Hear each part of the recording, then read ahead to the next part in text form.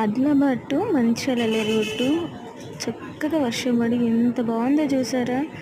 నిన్నటి దాకా మొన్నటి దాకా మొత్తం ఎండిపోయి ఉన్న అడవి ఒక్క వర్షంతోనే 2 డేస్లోనే చిగురించి పచ్చగా మారింది. ఇది మీరు కూడా చూసేయండి ఎంత బాగుందో.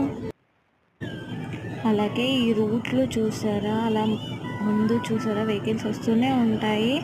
వాటిని చూసుకోకుండా ఇక్కడి కోతులు వస్తూనే ఉంటాయి రోడ్డు మధ్యలో. ఈ దారిలో ఎవరైతే వెళ్తున్నారో వాటిని చూసుకుంటూ వెళ్ళాలి జాగ్రత్తగా. అలాగే మీరు ఈ రూట్లో ఆదిలాబాద్ టు మంచిర్యాల ఎప్పుడైనా ఎవరైనా వెళ్ళి ఉంటే మీరు ఏ విలేజ్ వారో కామెంట్ చేయండి. అలాగే అప్పుడప్పుడు ఎవరెవరో వీటికి ఫుడ్ తీసుకొని వస్తూనే ఉంటారు, మేము కూడా తీసుకెళ్ళామండి.